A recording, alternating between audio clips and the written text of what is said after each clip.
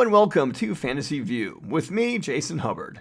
Here I review fantasy novels to let you know what to read if it catches your fancy, and I let you know about the books I wrote at the end of each episode. So let me tell you about a book you might not have heard of. It's called Harry Potter and the Chamber of Secrets by J.K. Rowling. This title is the second installment of a 7-part series about a boy who attends a school where he learns about magic. If you never read this or even heard of it, you should do yourself a favor and seek it out right away. It's easily the most overlooked title to have ever... Okay, this might have been cute in my first Potter review, but now it's already getting old. Okay, so I'm reviewing Harry Potter and the Chamber of Secrets, and if you never heard of it before, then I'd like to congratulate you on reaching 3 years old. Now get caught up with the rest of the planet and start reading Harry Potter. In a nutshell, just because I wanted to get my opinion out of the way, this is a great sequel. It does what every good sequel should do. It continues the story, and even if there's some repetition, like Harry going to the same school and seeing the same teachers, there's still a lot of new stuff going on. It introduces new elements for the fantasy world, plus new characters, and the stakes are higher in the story. An all-around good follow-up. Before we go into the plot, I want to talk about the cover art, specifically the one for the North American edition. I forgot to do this in my Philosopher's Stone review, but what the hey, that review was long enough as it was. The illustrator for the North American Potter editions is Mary Grandpré, whose works have been criticized for being, well, not as good as those in other regions. When it comes to negative criticisms, at best her works can be called too minimalist. At worst, too goofy. Her cover for Chamber of Secrets seems on the goofy side, with Harry hanging onto the tail feathers of Fawkes the Phoenix, while looking up in wonder with pursed lips. I mean, what's he doing, whistling a few bars from Dixieland? Also, he has Bart Simpson hair. Don't have a cow, man! Overall, the look is very cartoony and silly. Can you really blame me if I initially thought the Harry Potter series were picture books? To the illustration's credit, the covers from other regions don't fare much better. There's this one computer-generated artwork that has Harry and friends flying up from a hole in the ground that looks borderline horrifying. In my Google search, I saw a brand new illustration that looks really cool.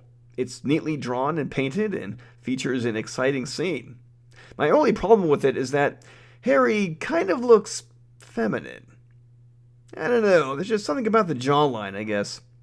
Of course, this cover is brand new, so at the time of release, Mary Grandpré's illustration was about average quality compared to others. The book begins, as all the installments do, on Harry's birthday. He's turning 12 years old, and he can hardly wait to return to Hogwarts School of Wizardry and Witchcraft. Which instantly makes this a fantasy story because no 12-year-old in the history of the universe is ever excited to go back to school. But then everyone's favorite character of the entire series shows up. Yes, I'm talking about Dobby the house elf, who looks more like a goblin than anything, but maybe that's just me. He tells Harry, "Harry Potter mustn't go back to Hogwarts, or else some really bad," insert swear word here, "will happen." I promise never to do that voice again. I was being sarcastic, you know. Dobby isn't very popular. One reason being his high-pitched voice that you can obviously only hear in the movie. He doesn't get under my skin, though. There are far more irritating characters in the Star Wars universe. And I find it genuinely creepy the way he punishes himself for saying bad things about wizards, like hitting himself with a lamppost right on the noggin. Later, he shows off his hands covered in bandages because he had to burn himself as more punishment. I wonder, is that supposed to be funny? Probably not, but the author has no control over whether or not a reader finds it so. He's punishing himself because he has a human master who forbids him from saying bad things about wizards, and I suppose there's a compulsion spell placed on him. Dobby says his master is plotting against Harry, so he forbids Harry from going back to Hogwarts.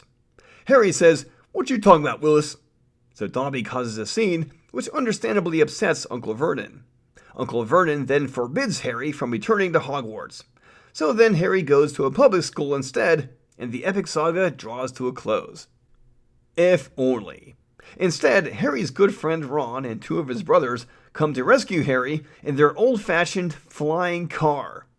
So J.K. Rowling must be a fan of Chitty Chitty Bang Bang, a movie based on a book written by Ian Fleming, who also created James Bond, who is an iconic character. And another iconic character is Jason Voorhees, who is the main character in Friday the 13th, which also stars Kevin Bacon. Score! Ron and family fly Harry to their humble abode, which Harry thinks is the bee's knees. There he learns that the Wizarding World often uses fireplaces to travel from one place to another. I understand it's meant to be silly and to make children laugh. If so, mission accomplished. If magic was real, though, I think wizards would opt for stone circles, like miniature versions of Stonehenge. Huh. Maybe I should write a book about magic. Oh wait, I did. Harry ends up traveling to Diagon Alley, where he meets with Lucius Malfoy, the father of Harry's sworn enemy, Draco. Lucius is a battle-hardened class warrior who looks down on Ron's family for being rich in spirit and poor in everything else. This obviously makes him a bad guy, so he really ought to grow a mustache so he can twirl it around at 80 miles per hour. Just for my amusement. Alright, time to batten down the hatches, because I might say something controversial here. The Harry Potter series includes a number of serious topics, such as classism and racism. Pretty heavy topics for children, although they're topics that kids should probably mull over in their minds sooner rather than later. Still, it's important for such topics to be dealt with a light touch, which I think Harry Potter does admirably enough. Plus, it seems like the author is a bona fide social justice warrior. The difference between her and many such warriors on the internet is that she doesn't stir up controversy where none should exist. Harry and Ron try to board the train to Hogwarts, but they find the way is blocked to them.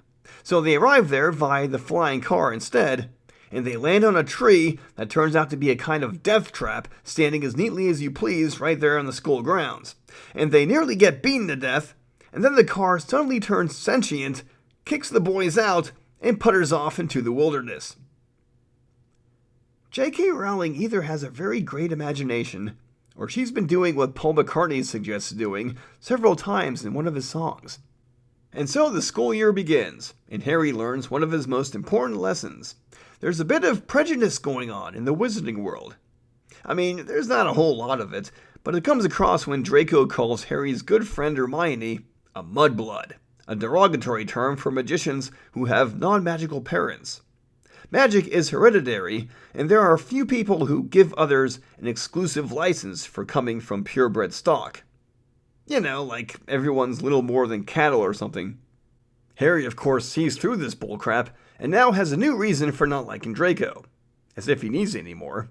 This ties into the main plot, which involves a long-dormant mystery behind the school. It turns out that one of the school's 4 founders, Salazar Slytherin, was a prejudiced man himself, and he had a master plan for getting rid of mudbloods within the school. This plan involves creating a personal lair, kind of like what a James Bond villain does. This lair is called the Chamber of Secrets, which I'm guessing was named by other people, because why would Slytherin give it a name that pretty much cries out, "Hey! This place has all of my secrets! Yes, sir! Why not come in and have a look?" Rumors about the chamber start to swirl after a student is found petrified in a hallway. No, he hasn't been turned to stone, he's just completely inanimate. So other students immediately pull out magic markers and draw cat whiskers and angry eyebrows on him. Okay, they don't really do that, but that's totally what I would do. There's also a message written on a wall, in blood, that says, "The chamber has been opened. Enemies of the air, beware." From then on, it's a race for Harry and company to find out who opened the chamber and put a stop to whatever's been going on. In the last book, Harry had to worry about not getting his head ripped off by a 3-headed dog, but the plot of this sequel is a bit darker. I mean, did you miss the part where I said the message on the wall was written in blood? I gotta say, when did kids' books get so dark?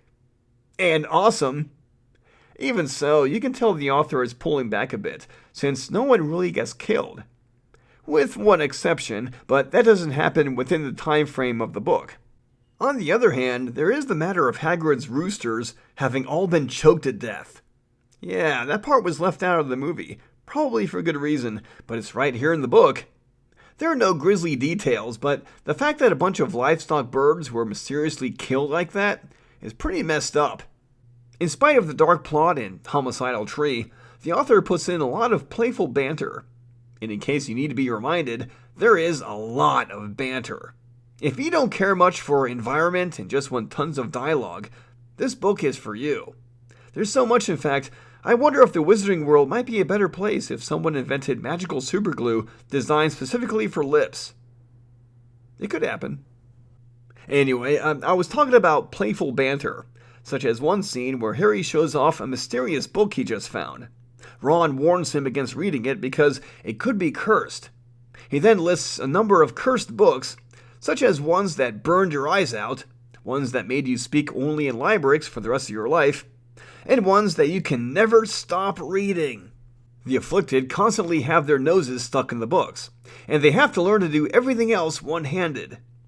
I imagine if I was reading this to a child, I would clamp the book over my nose, wave my other hand around, and this would make the child giggle. That's the mark of a good children's book, in my opinion. So, there you go. Quidditch is still a very flawed sport, the characters have very specific personality traits, and the cover art is nothing to write home to mother about. But I'll be, darned if it isn't an enjoyable read, especially due to the dark mystery that has several red herrings strewn about to keep you guessing. Finally, let me talk about the movie. I mean, the existence of the movie shouldn't have any bearing on the quality of the book, but what the hey, I want to briefly discuss the corresponding movie in all my Potter reviews from here on. The first movie convinced me that this was a story that was definitely worth following, but I like the second one much better. It just has better slapstick, a more engaging mystery, and a much more exciting ending. Seriously, the first ending had its moments, but the second one simply kicked butt. The filmmakers made some changes in the story, and I think they're mostly for the better, with two exceptions I can think of. The first exception is Harry and Ron trying to board the train bound for Hogwarts from the flying car. Shenanigans ensue. It's a pretty stupid move by the kids, which they never do in the book, but it's simply there in the movie to make it more exciting. I suppose it does, but it does little credit for the kids' character. The second exception is that it's Professor McGonagall who explains to her class what the Chamber of Secrets is. In the book, it's Harry's history professor instead. It makes no difference, really. It just doesn't improve the story in any way. I think the filmmakers just didn't want to hire another actor for a brief speaking role. But overall, the movie tells the story better. Some unnecessary exposition is left out, and some action sequences are expanded. Also, is it just me, or does Ron seem more cowardly in the movie? Not too cowardly, though. I'm sure you would make that face too if you were surrounded by dozens of giant man-eating spiders. But he certainly doesn't act that way in the book. On the contrary, he's usually the one who instigates a fight rather than avoids it. Forget Harry, Ron's the one whom Draco should look over his shoulder for. Another difference is that Ron in the book likes to talk. Man, does he like to talk. He delivers much of the essential exposition in the story. Can you believe the author once considered killing him off? Without Ron explaining everything, how can the reader ever know what in the world is going on? In the book, Ron is the one who explains what mudblood means and why it's a stupid word to use. While it is nice to think of Ron saying this, it's kind of hard to imagine him doing so while spitting out slugs right from his mouth due to a curse. I mean, if I was doing that, I would be in no mood for chit-chat. In the movie, Hagrid's the one who explains what mudblood means, while Ron sits in a corner as slimy, spineless mollusks slide over his tongue like Jabba the Hutt on a water slide. The ending to the book feels rushed, probably because the author needed to keep her word count low. The narrator simply says that there was a big feast and everyone lived happily ever after. Until next year, when all hell breaks loose. It takes a bit longer in the movie, and it feels identical to the ending of the first movie. This didn't go unnoticed by me in the theater, but it was okay since I suspected that future installments probably wouldn't repeat this ending. So that's Harry Potter and the Chamber of Secrets. It may not be the best in the series, but it does what every second installment should strive to do. Leave readers/viewers craving even more. If anything, it's one of my personal favorites in the movie series, so don't skip out on it. You may see just what makes the Harry Potter saga so fun and engaging to millions of fans around the world. I'm Jason Hubbard. Thanks for listening to my droning voice here on Fantasy View, and please keep reading.